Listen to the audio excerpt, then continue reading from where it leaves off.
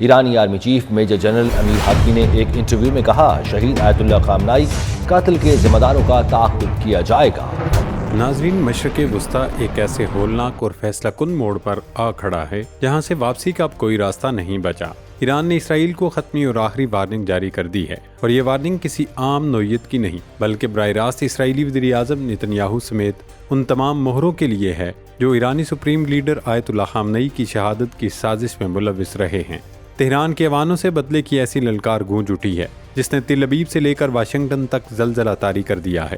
ایرانی army chief major general امیر Hatami کا یہ اعلان کہ سابق سپریم لیڈر کے قاتل دنیا کے کسی کونے میں بھی چھپ جائیں اپنے انجام سے نہیں بچ سکیں گے، اس بات کا واضح ثبوت ہے کہ ایران اپنے شہید رہبر کو نہیں بھولا، اور اب ایران نے سید علی خامنئی کے قتل کا بدلہ لینے کا اعلان کر دیا ہے۔ صرف ایران کے آرمی چیف ہی نہیں بلکہ سابق نائب صدر اور سپریم لیڈر کے مشیر محمد مخبر نے بھی واضح اور دو ٹوک الفاظ میں کہہ دیا ہے کہ ہمارے شہید رہبر کے قاتل طبی موت نہیں مریں گے بلکہ یہ زمین ان پر تنگ کر دی جائے گی۔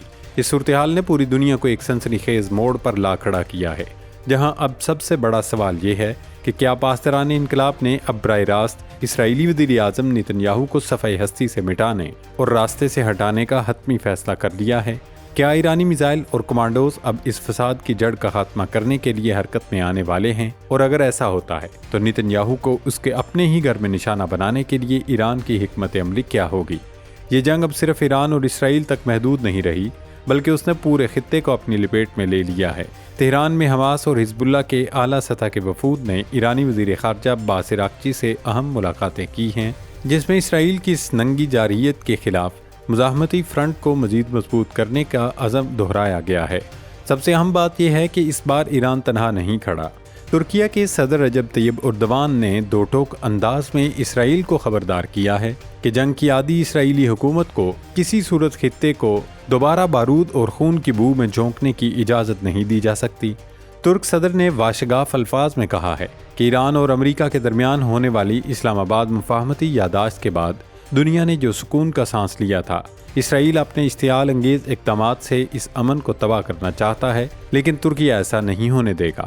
تو کیا ترکیہ کی یہ کھلی حمایت اس بات کا اشارہ ہے کہ اگر مشرق وسطیٰ میں کوئی بڑی جنگ چھڑ جاتی ہے تو نیٹو کا یہ اہم ترین ملک ایران کے شانہ بشانہ کھڑا ہوگا؟ کیا انقرہ اور تہران کا یہ اسٹریٹجک اتحاد اسرائیل کے جارحانہ عزائم کے سامنے دیوار ثابت ہوگا؟ لیکن اس پوری صورتحال میں سب سے بڑا سرپرائز اور سب سے بڑا دھماکہ سعودی عرب کی انٹری ہے۔ خطے کی روایتی پالیٹکس 360 ڈگری تک تبدیل ہو چکی ہیں، کیونکہ سعودی عرب اب کھلم کھلا ایران کی پشت پر آ کھڑا ہوا ہے۔ ریاض اور تہران کے درمیان بڑھتی ہوئی یہ قربت اور سعودی عرب کا ایران کے موقف کی کھل کر تائید کرنا اس بات کی گواہی ہے کہ اب امت مسلمہ کے دیرینہ اختلافات ختم ہو رہے ہیں اور ایک نیا مسلم اتحاد وجود میں آ رہا ہے۔ جب سعودی عرب جیسے بڑے بااثر اسلامی ملک نے ایران کی پشت پناہی کا فیصلہ کر لیا ہے تو پاکستان جیسا ایٹمی طاقت کا حامل ملک اس پورے بندرنامے سے الگ تھلگ کیسے رہ سکتا ہے؟ پھر سعودی عرب اور پاکستان کے درمیان ہونے والے دفاعی معاہدے کے بعد ویسے بھی پاکستان کے لیے سعودی عرب کے ساتھ کھڑا ہونا ناگزیر ہے۔ ویسے بھی ایران امریکہ تنازع میں پاکستان نے ایک طرف ثالثی کی تو دوسری طرف ایران کے ساتھ مکمل یکجہتی کا اظہار بھی کیا۔ پاکستان نے امریکہ پر بھی صاف لفظوں میں واضح کر دیا کہ ہم آپ کے لیے ثالث ہیں، لیکن ایران کے لیے برادر اسلامی ملک ہیں۔ ایران کے ساتھ ہر مشکل گھڑی میں پاکستانی قیادت شانہ بشانہ کھڑی رہی۔ پاکستان کی اسٹریٹجک پوزیشن، اس کا دفاعی عزم اور مسلم امہ کے حقوق کے لیے اس کی تاریخی آواز اب اس نئے بلاک کا ایک اہم ترین ستون بننے جا رہی ہے۔ سوال یہ پیدا ہوتا ہے کہ کیا یہ نیا مسلم اتحاد، جس میں پاکستان، سعودی عرب، ایران اور ترکیہ شامل ہیں، مشرق وسطیٰ میں طاقت کا توازن ہمیشہ کے لیے بدلنے جا رہا ہے؟ کیا یہ اتحاد نتنیاہو کی حکومت کو اس کی اوقات یاد دلانے اور خطے میں اسرائیل کی بدماشی کا ہمیشہ کے لیے خاتمہ کرنے کی صلاحیت رکھتا ہے؟ مشرق وسطیٰ کا یہ نیا منظرنامہ دنیا کو ایک سنسنی خیز اور بھیانک جنگ کی طرف دھکیل دے گا، یا پھر یہ ایک نئے عالمی نظام کی بنیاد بنے گا؟ ایک طرف ایران کے اندر انتقام کی سلگتی چنگاریاں کسی بھی وقت بھڑکتے الاؤ میں تبدیل ہو سکتی ہیں، وہیں دوسری جانب خطے کے تمام بڑے اسلامی ممالک کا ایک پیج پر آ جانا اس بات کا واضح اعلان ہے کہ اب اسرائیل کو اپنے ہر ایک وار کا حساب برابر دینا پڑے گا۔ ویسے بھی ایران اپنا نیو نارمل بتا چکا ہے کہ اسرائیل کی جانب سے لبنان یا غزہ پر حملے کا جواب تہران سے دیا جائے گا۔ اب دیکھنا یہ ہوگا کہ پاسداران انقلاب کا اگلا قدم کیا ہوگا اور کس طرح نیتنیاہو کو نشان عبرت بنایا جائے گا؟ کیا واشنگٹن اپنے سب سے لاڈلے اتحادی کو ایران کے اس غیظ و غضب سے بچا پائے گا، یا پھر اس بار نیتنیاہو اور اس کے ساتھیوں کو اس زمین پر زندہ سلامت نہ چھوڑنے کا ایرانی عہد سچ ثابت ہونے والا ہے؟ آنے والے چند دن یہ طے کر دیں گے کہ دنیا میں مستقبل کا منظرنامہ کیا ہوگا۔ ناظرین، اس اہم اور نازک موڑ پر دنیا کی نظریں اب ایران کے فوجی اور انٹیلیجنس نیٹ ورک پر لگی ہوئی ہیں، کیونکہ پاسداران انقلاب محض بیانات تک محدود نہیں رہتی۔ دفاعی ماہرین کے مطابق ایران کا یہ انتقام روایتی حملوں سے ہٹ کر براہ راست نیتنیاہو کی حکومت اور ان کے عسکری سیٹ اپ کو مفلوج کرنے کی صلاحیت رکھتا ہے۔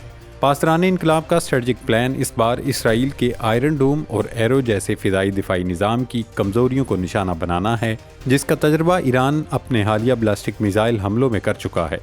ایران اپنے جدید ترین فتاح ہائپرسونک میزائلوں اور شاہد ڈرونز کے مشترکہ اسکواڈنز کے ذریعے اسرائیل کے کمانڈ اینڈ کنٹرول سینٹرز کو نشانہ بنا سکتا ہے۔ سب سے بڑا سوال یہ ہے کہ کیا ایران نیتنیاہو کو نشانہ بنانے کے لیے اسرائیل کے اندر موجود اپنے خفیہ انٹیلیجنس نیٹ ورک کو متحرک کر چکا ہے؟ پینٹاگون اور اسرائیلی ایجنسیاں اس وقت ہائی الرٹ پر ہیں، کیونکہ تہران اب اسٹریٹجک پیشنس کی پالیسی کو یکسر ختم کر کے براہ راست اور فوجی جوابی کارروائی کے متبادل پر عمل پیرا ہے۔ اس بدلتی ہوئی صورتحال میں لبنان سے لے کر بحیرہ احمر تک پھیلا ہوا ایرانی مزاحمت کا محور، جسے قاسم سلمانی نے ڈیزائن کیا تھا، وہ بھی اب نئے اور جارحانہ انداز میں سامنے آ رہا ہے۔ ایرانی وزیر خارجہ عباس عراقچی اور حزب اللہ کے وفد کے درمیان ہونے والی ملاقات محض سفارتی رسمی کارروائی نہیں تھی، بلکہ یہ تل ابیب کے گرد گھیرا تنگ کرنے کی مشترکہ عسکری منصوبہ بندی ہے۔ حزب اللہ کے پاس موجود 1.5 لاکھ سے زائد راکٹ اور گائیڈڈ میزائل اسرائیل کے شمالی حصوں کو کسی بھی وقت نشانہ بنا سکتے ہیں، جبکہ دوسری طرف یمن کے حوثی باغی بحیرہ احمر میں اسرائیلی بحری جہازوں اور سپلائی لائنز کو بلاک کرنے کے لیے تیار بیٹھے ہیں۔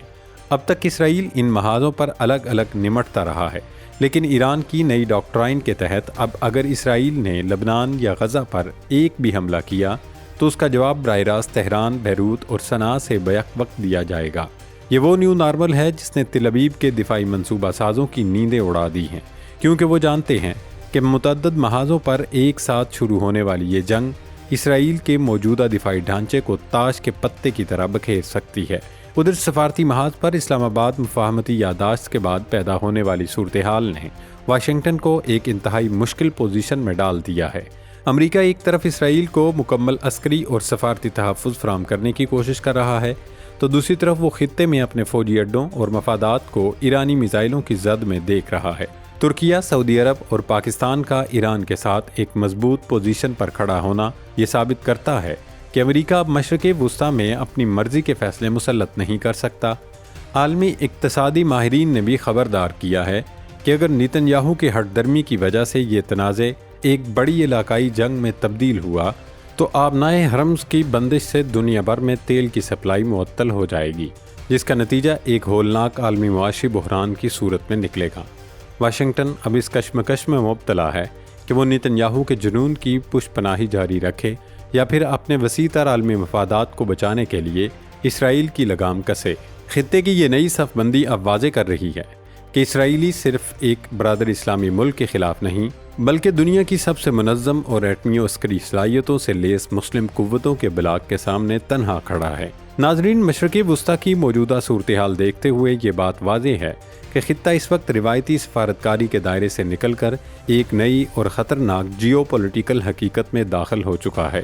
ایران کا اسٹریٹجک پیشنس اب ختم ہو چکا ہے اور وہ براہ راست جوابی کارروائی کے نیو نارمل پر عمل پیرا ہے۔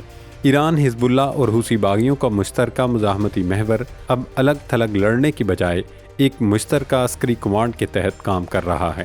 بلاسٹک میزائلوں، ہائپرسونک ٹیکنالوجی اور ڈرونز کے اس دور میں اسرائیل کا فضائی دفاعی نظام اب ناقابل تسخیر نہیں رہا۔ ترکیہ کا سخت موقف، سعودی عرب کا اسٹریٹجک جھکاؤ اور پاکستان کی مضبوط سفارتی اور دفاعی پوزیشن یہ ثابت کرتی ہے کہ مشرق وسطیٰ اب پرانے مسالکی یا علاقائی اختلافات کی بنیاد پر تقسیم نہیں رہا، بلکہ اسرائیل کی جارحیت کے خلاف ایک غیر اعلانیہ مسلم بلاک تشکیل پا چکا ہے۔ واشنگٹن کے لیے اب یہ فیصلہ کرنا مشکل ہو چکا ہے کہ وہ اپنے سب سے قریبی اتحادی نیتنیاہو کی ہٹ درمی کا ساتھ دے یا آبنائے حرمز کی ممکنہ بندش اور عالمی معاشی بحران کے خوف سے پیچھے ہٹ جائے۔ یہ جنگ اب محض بیانات یا دھمکیوں تک محدود نہیں ہے۔ آنے والے چند دن اس بات کا فیصلہ کریں گے کہ آیا مسلم ممالک کا یہ نیا اتحاد اسرائیل کی یک طرفہ جارحیت کو روکنے میں کامیاب ہوتا ہے یا پھر خطہ ایک ایسی ہولناک علاقائی جنگ کی لپیٹ میں آ جائے گا جس کے اثرات پوری دنیا کے سیاسی اور معاشی نظام کو تہوبالا کر کے رکھ دیں گے۔ اب گیند تل ابیب اور واشنگٹن کے کورٹ میں ہے کہ وہ خطے کو بارود کے ڈھیر میں دھکیلنا چاہتے ہیں یا پھر طاقت کے اس نئی توازن کو تسلیم کرتے ہیں۔ اللہ رب العزت مسلم ملکوں کی حفاظت فرمائے اور انہیں اسرائیل کی جارحیت سے محفوظ رکھے۔ اللہ رب العزت ہم سب کا حامی و ناصر ہو۔ پاکستان زندہ باد۔